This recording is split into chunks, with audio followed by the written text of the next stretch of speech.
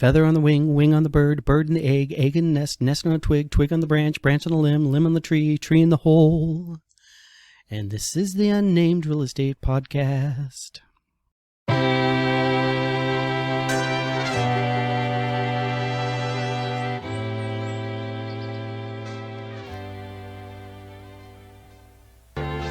It's March 17th. It is St. Paddy's Day.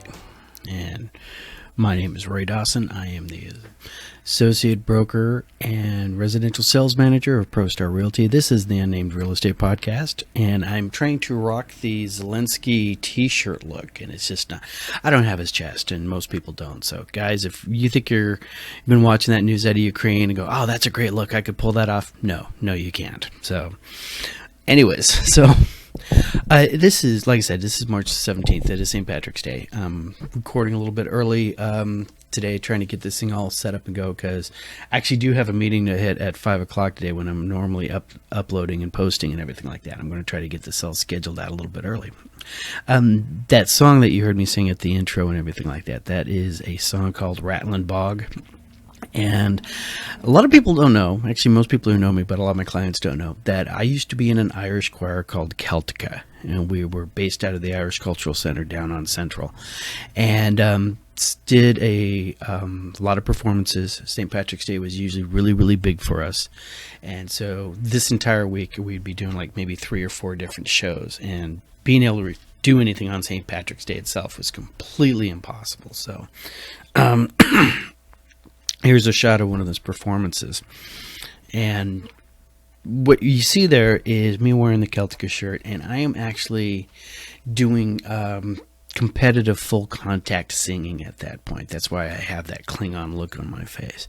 When you're in a choir, and especially when you're in an Irish choir, nothing against the Irish, mind you, but when you're in a choir that you have to be very loose and flexible with scheduling, and let's say you have a choir director that might not even have the set list ready to go until she actually shows up at the performance time, usually about 30 minutes later, something like that, and then she just like rattles off a bunch of songs that you guys are going to be suddenly performing. Sometimes you're hearing songs, it's like, we've never actually rehearsed that. And that's where you come up with what I call the big damn hero song. All right. And I encouraged everybody to have in the back of a mind a big damn hero song. And the song that if you had dead air or scheduling conflict or the key soloist didn't show up at that performance, and you're suddenly going into that big long, oh crap, what do we do now? There's 150 people staring at us. You pull out your big damn hero song. Now, that photo that I just showed, I'll show it to you again. That is me and a gentleman named John Vance singing Rattlin' Bog. Now, we sort of sang it as a competition, because Rattlin' Bog is one of those songs that as you sing it, you get faster and faster and faster. That lyric that I just sang to you is the last lyric once you get all to it. So you start off really slow, and then it builds up, and then you're at that at the end. Now, I love John Vance, and I'm also incredibly envious of him, and I hate him a little bit too at the same time, because, well, he's younger than me and better looking, and he has this ability to memorize songs off the top of his head and hold on, just have them up there freaking forever, and he's got a great voice. I have none of these things, all right, but I do have the ability to sing very, very fast. All right, so Rattlin' Bog was always my, my ace in the hole, and it's like, no matter whatever, how pretty he sang, I could always sing faster. All right, so that was the reason for the intro. And I hope you guys are going to have a good St. Patrick's Day today. So let's see how the rest of it goes. So last week we covered, we were covering more of the history of Arizona. And earlier on Monday, I got to listen in on a Tina Tambor, give us some market updates and stuff like that. So this week's numbers are going to include Tina's numbers and everything, and I'm going to do it at the end of the after we get the history part out of the way, because we might have noticed when we ended last week on the news, we had this slide right here where we had the 3 missions that had been set up in the Hopi Reservation area. And these were missions that were established by the Spanish to bring Christianity to the Hopi tribe. And I mentioned that if you ever see something where something major happens in 1680 and all those missions suddenly go away, there's usually something pretty catastrophic that happened at that point. And I mentioned that we were going to be covering what's called the Pueblo Revolt, that made those three missions go away. Now, the Pueblo Revolt happened in 1680, but the incidents leading up to that was the built up. It's like everything, right? Things just don't come out of the blue. This is history. Maybe you're not seeing it at the time, but as you look back at it, it's like, oh yeah, okay, that had been building up for quite some time. And the Pueblo Revolt actually, the first revolt that actually happened in the Southwest against Spanish colonialism and the missionaries and everything else, happened in New Mexico. When you study Arizona history, Arizona and New Mexico really, really overlap because we were usually the same province. All right, and then after the Mexican-American War, it was the New Mexico territory included Arizona and New Mexico. And as we covered last week, the state of Arizona was split between two, using the term New Spain, New Spanish provinces of Alta and California. All right, northern Arizona was considered part of the Californian province, and southern Arizona, especially around Tucson, was considered part of the Alta province. But at this point, in the northern part of the state, you're seeing a lot of influence coming out of Santa Fe, New Mexico area, and a lot of the Spanish influence is coming out of Santa Fe and not necessarily out of Tucson. And that's what led to this particular thing right here. All right, the Acoma Rebellion.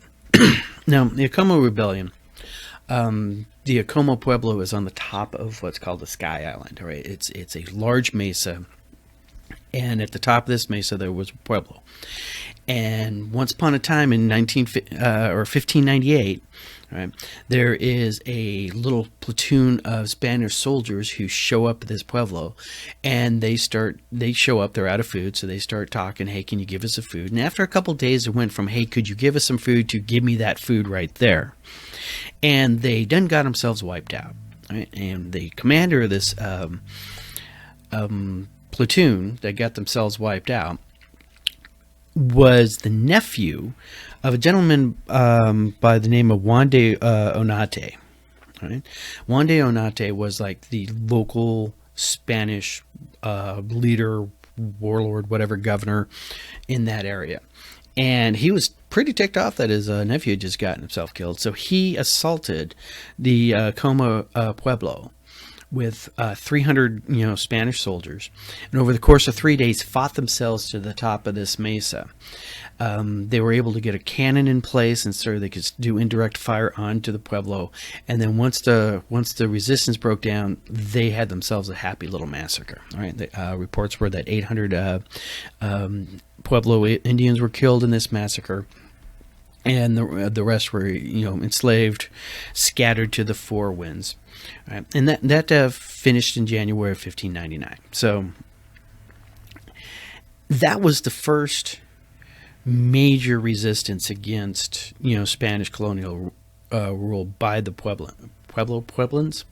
All right, the Pueblo tribe. That's the first, and that's pretty much it. Went after 70 years. There was not a lot of pushback against the Spanish. The Spanish provided the Pueblo Indians protection from the Apaches and the Navajo, right, which at that time were, raiding the Puebloan tribes, Pueblos, to for goods, food, that kind of stuff. So the Spanish had that, they were, using the stereotypes of the Wild West. The Spanish were the cavalry troop at the fort, and when the Indians would come in raiding, they would ride out and chase them off, kind of stuff. During this time, in return for their protection, air quote, the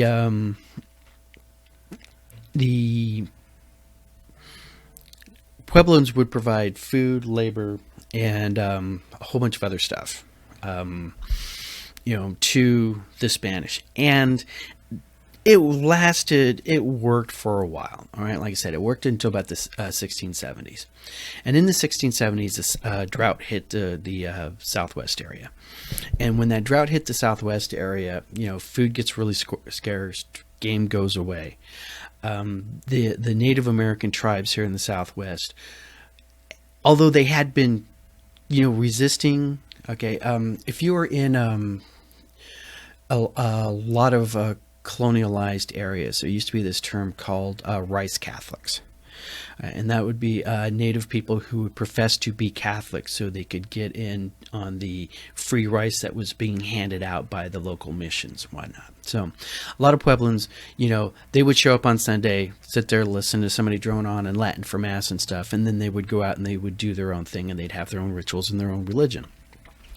In the 1670s, though, now they're having this drought, and to the native people, it's like, okay, your European God's sort of cool and stuff like that, and hey, we get free cookies and whatnot with going to Mass, but, and here's the big but, we're starving to death, and what's your guy doing about that? And you saw the Native American medicine men starting to preach a return to the old ways, right?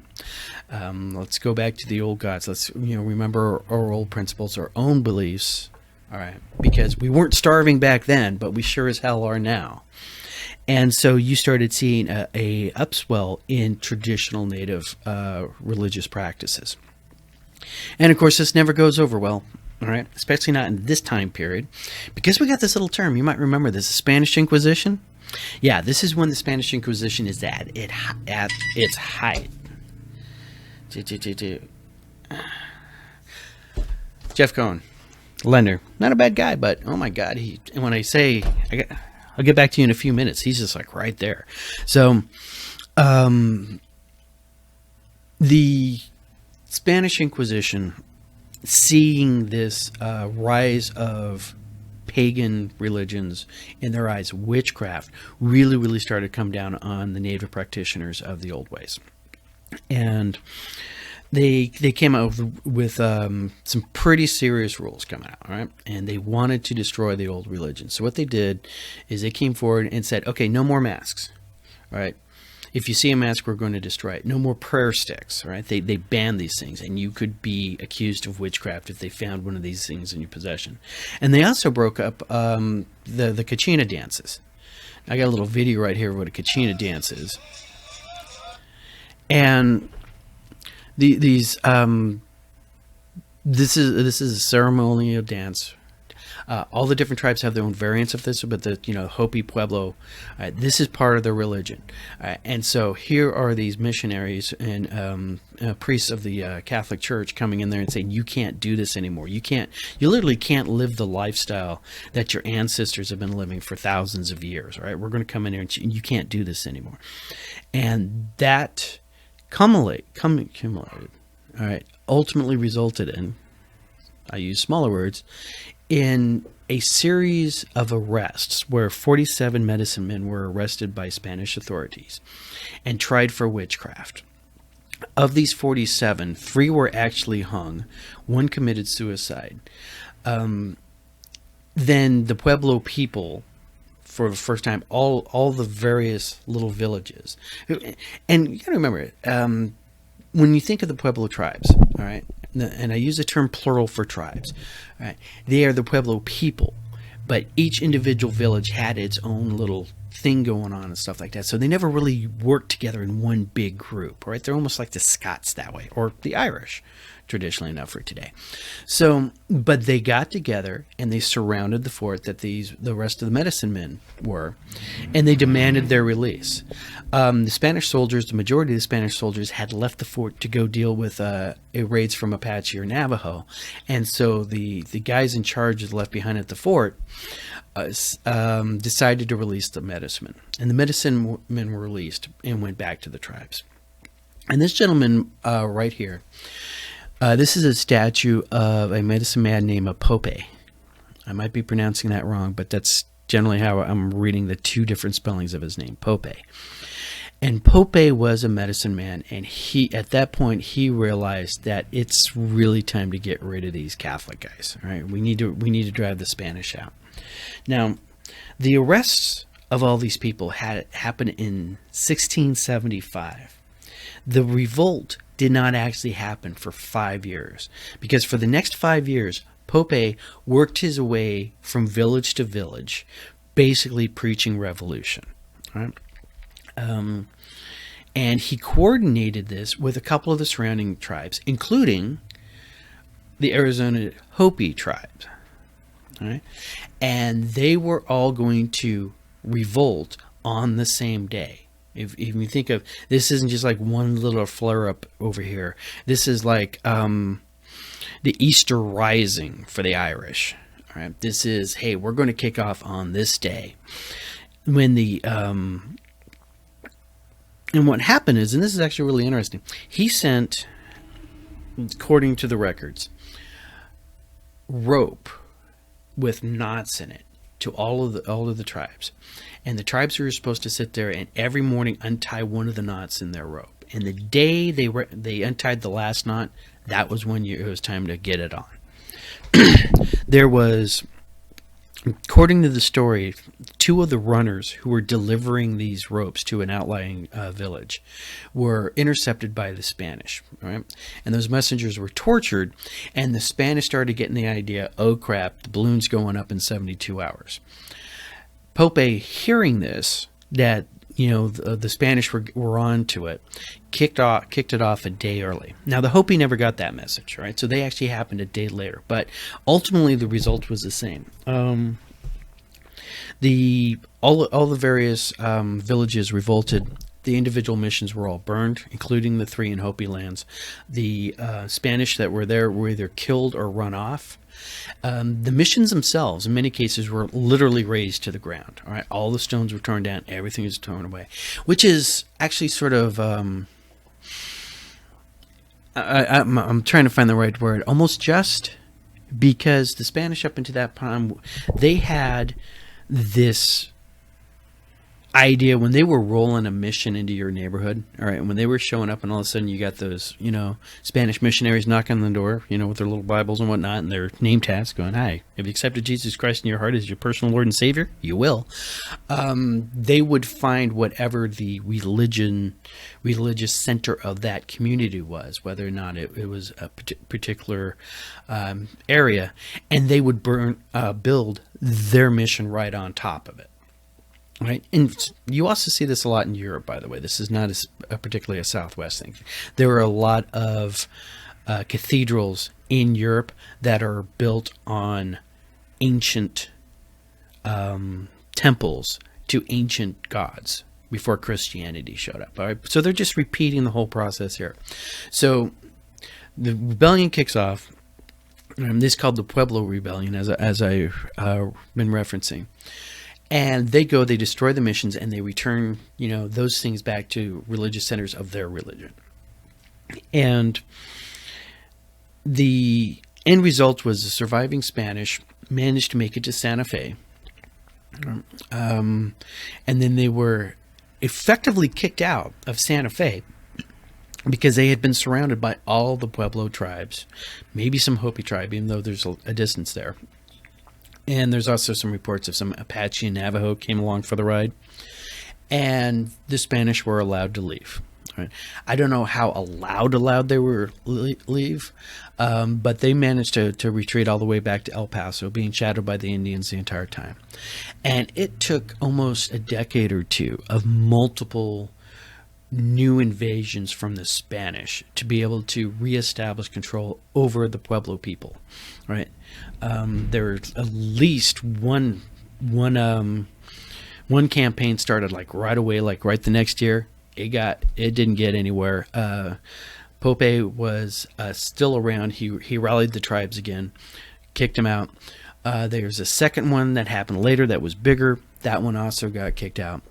And then, things being as things are, according to the history that I've been reading, Pope here was really, really trying to get out there and really trying to organize the Pueblo people as a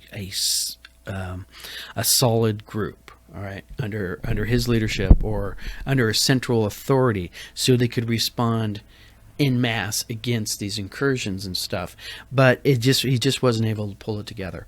There was eventually a Spanish campaign that worked, and he disappears out of history. I didn't see all the references I saw to him said that he just disappears into the desert. All right, history does not record what happens to this gentleman, but he is known in New Mexico and known by the Pueblo people as, this gentleman who led the revolt against the Spanish. Now, over here in the Arizona side of the house, the Hopi really did not have a lot of interaction with European people until after the Mexican-American War. So that ends this story and this campaign and what's going on that. Now, next week and whatnot, I'm going to try to wrap up a little bit more of the rest of Arizona history and then get directly into the Mexican-American War. And in course of that Mexican-American War, wow, that's going to be multi thing going on, because although I want to just cover what's going on in Arizona, you have to know what's going on with the Mexican-American War, because first we have to have Mexico. All right, so we're going to have to cover that. Why does Mexico's kick the Spanish out? All right, and then we're going to have to talk a little thing called the Mexican Civil War. All right.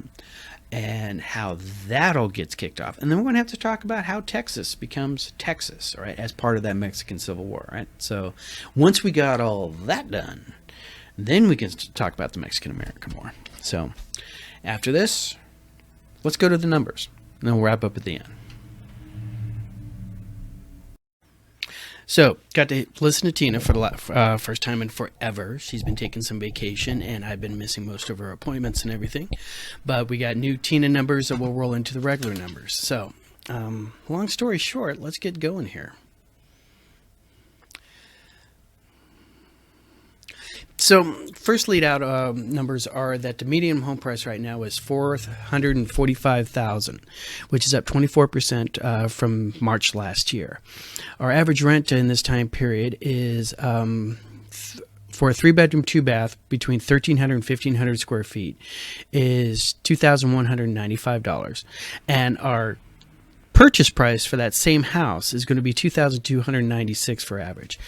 This is what I've been saying for the last couple of months, that we were getting really, really close to crossing over, and we have actually crossed over now.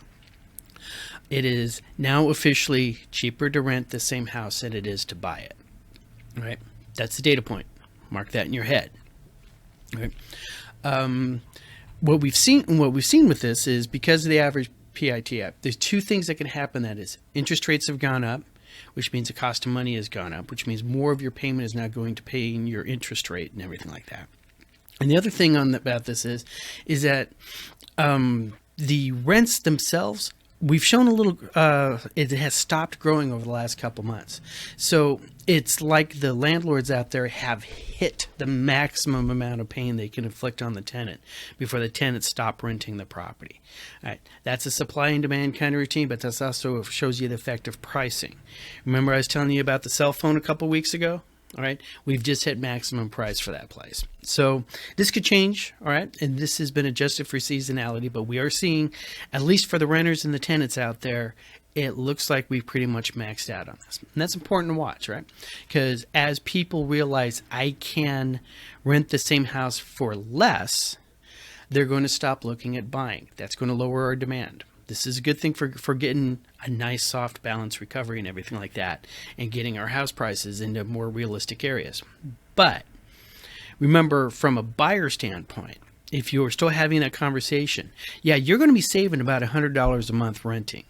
All right, you're also going to miss out of 2% a month appreciation of your house if we were to continue on at 2021, which I don't think we're going to do, be honest with you. But little news fact, Denver grew 15% in 1 month in January. Right. House prices went up 15% in 1 month in Denver in January. And they have the same thing that we have, right? They don't have enough houses being built. They got people moving in there. People are relocating to Colorado from other states. right? They're almost in the same boat. They also have, like us, if you've ever been to Denver and you look to the east, there's nothing between you and Kansas but cornfields, right? So they have all the space in the world to grow in. They're not like San Francisco where they're surrounded by water on three sides. So at this point, you can pretty much rent for less than buying, but you're going to be missing out on that appreciation. But wait, there's more. I can already hear it. All right, people out there going, but the crash is going to happen. Well, let's continue on. All right.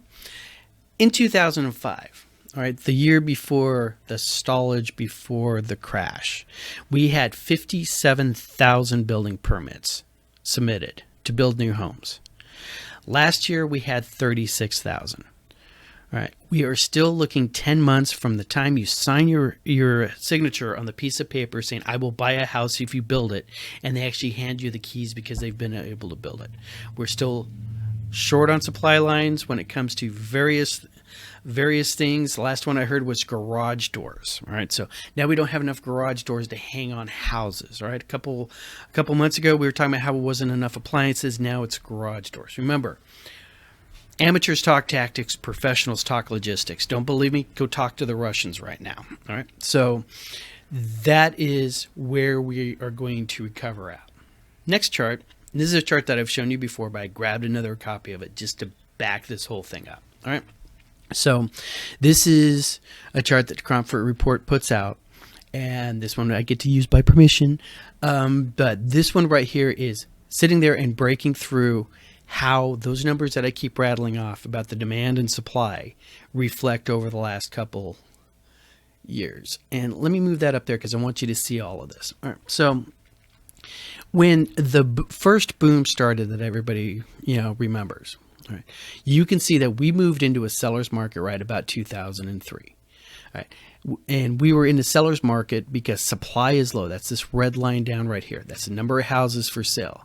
Remember, always use how many buyers are chasing how many houses. All right. We peaked out in demand right about 2005. That's the same time when we were building 57,000 houses. Right. And our supply was really super low. All right. It was down here in the 40s. All right. On this chart, 100 is considered normal. All right. So our demand on this thing was about 130 or so, maybe 135. So figure 135 people looking for about 40 houses. That's what this market was. Now, this pale pink line that you see here, that's your average price per square foot. So we got three things of data going on here. You got the average price per square foot. We got how many buyers and how many houses. All right. So, and you see the run up. Now, if you look closely at your screen, and if you're watching this on your big screen TV, I don't know why you'd be doing this because I do not look good in HD. All right, but if you're looking at this, you're going to see this little yellow bar. This is to denote the natural fluctuations of what we consider normal. Because you got 100. We're not talking like this is your temperature 98.6, all right? We're talking 100, and you can go up to 110 and down to 90, and you're still considered normal on this, right? So if we're sitting there in 2003 with our supply being about 105 or so and our demand being 105, we have a nice balanced market. We have more real estate getting transacted than normal because we're both above 100, but that's a balanced market. And then things start kicking loose as supply starts to drop. Now demand is slowly picking up here at the same time, all right, as supply drops. And that's where you see the runoff. When you actually see at this point right here, demand crests above the 110 mark, that's when you start seeing the big run up. Now, supply is still good there, but once that demand peaks, supply is going to lag just a little bit. You see supply dropping really quick as demand continues to suck up housing on the market. And that's when you see this pink line shoot for the roof. Bam, till 2006. You've heard me say 2006. It was May 2006. All of a sudden, it got real quiet. All right. Because at that particular point, you can see it right here, supply bottomed out, demand bottomed out, and then 2005, 57,000 new houses hit the market. And you see that supply coming up as demand starts to drop down until we hit this point right here, alpha. Supply and demand meet. Directly above that point, you see housing flatten out. All right, that sudden growth of sales price month over month, year over year, suddenly flattens out, and we move into that glorious thing called the buyer's market. All right, that's where the buyers start getting really froggy, and they start throwing their money around, stuff like that, and asking for stupid stuff on the benzers, and this and that and the other thing, and sellers are happy to do it. Right, that's where you see the sellers are offering a year's free supply of tacos if you buy my house. Right, and it goes on like that from 2006 through to November 2007 or so. Housing is coming down a little bit per square feet, right? But we have this huge buyer's market as demand starts dropping off. Crash starts November 11th, right? 2007, and they always call it the '08 crash because it went through all of '08. And then you start seeing the sales price go down because the demand is all the way down here because everybody's scared out of the market or can't afford to buy a house at that point. And our supply is peaked out because of all of the short sales and all the foreclosures and all the bank-owned properties hitting the market. Bam. And you see the crash. So we come down here. This is the end of the crash. We have, quote unquote, no longer crashing. All right. If it makes sense, the plane is no longer pointed at the ground. Right, the little artificial horizon has sort of leveled out. And what's the magic thing that happens right here to stop it? You see demand suddenly crest to 90 here and start going back into the normal range. All right, we're still high on supply. All right, and we're high on our own supply right here. But that demand has come up to where we're starting to look at normal, and you start to see housing, the prices come up just a little bit until we cross over again. This little bounce right here, people in the markets call this a dead cat bounce, right? Because even a dead cat will bounce if you throw it out of a tall enough window. Right? We get back into a little bit of a seller's market, right? As the properties that are out there, most of the short sales, REOs, that kind of stuff, pop out. And then you could almost call 2009, 2011 a semi-normal market. Right? Demand is still high, supply is still high, but they're close enough together that they're matching each other. And that's why you don't see a lot of price movement here. And then demand maintains high, properties are no longer coming back. Because guess what's happening during 08, 09, 2010, 2011? Nobody's building new houses. Nobody's building new houses, but we're still getting more people coming into the valley. More people are still looking for houses. That's why we start transitioning back into a seller's market. And we continue on. Demand is still high, still above 110. All right. Inventory is now still low, so we're back into a sales market, and that's when you start seeing the prices recover. All right. And that's where it starts working up. And then 2014, mark that date, that is the last perfect balanced market we've had. All right. Going back for to 2003, so the last 19 years, it was 2014. Demand's low. Supply's low. We're both below the 90 point of that, and we're just sort of in that nice little whole doldrums and whatnot. And then it starts going. I really wish I had the interest rate numbers to see what the interest rates were right there. What else was going on in 2014 to sort of level all that out. But you see demand come up into normal, and supply starts dropping again because once again we don't have those houses. Right, because we actually have a gap right here of houses that should have been built but weren't built because we were burning through the excess inventory of 2005. And then we continue on. Here's the COVID crash. When COVID crashed, it was really cool watching all those houses suddenly appear back on the market as buyers canceled their purchase orders, including various buyers who just called up the people that they were contracted to buy the house on and said, yeah, we're not buying your house, take our earnest money, we're out. And you see a sudden loss of demand, sudden spike, right? Which is really sad that that's considered a spike in supply.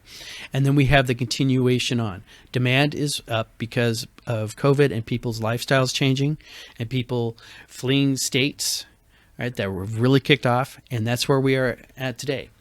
We're at 112% of normal on demand, so we're still above the 110 mark, although we are starting to come down. I'd like to see that actually hit, into the 110 mark. Then when you start seeing prices recover, or at least not do this, not that, but definitely not this. All right. And we still have supply kicking off, and supply is being held up right right now the most because of the supply chain crisis that we're having. I really wish we'd had more people talking about that supply chain crisis. So when somebody asks you, we got 112 buyers looking for 24 houses, right? Our sales price per square foot, it's the highest ever been at, what is that number right there? $295.55 per square foot on average. Literally off the chart. Right? And that's where we're at. Is there a crash coming? I'll start talking crashes when I start seeing this happen. When I start seeing supply shoot up, seriously, or demand drop down really, really fast. Right?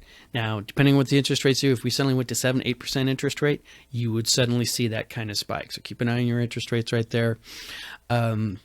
This is what you look at. Remember, that happened about 18 months before the crash actually kicked off. Sound like a plan, guys? And our numbers this week, to continue on, March 16th, 2022, our active this week were 4,332, down 25. New listings are 2,366, down 54.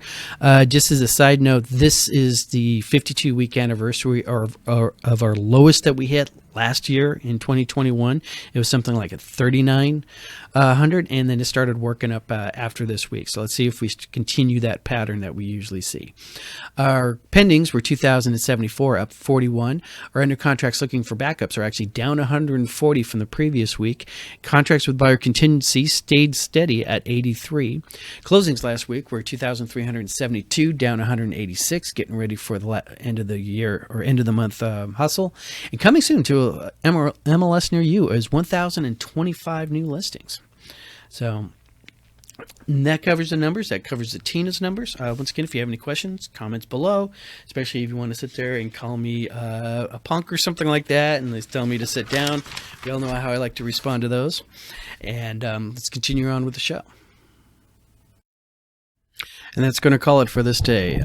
Thank you very much for watching. You guys have a great weekend. If you're going out drinking tonight, do not drive. Remember, God bless the designated drivers of the world out there. If you are stepping up and being one of those people, it is truly appreciated by the rest of us. And you guys have a great weekend. Thank you.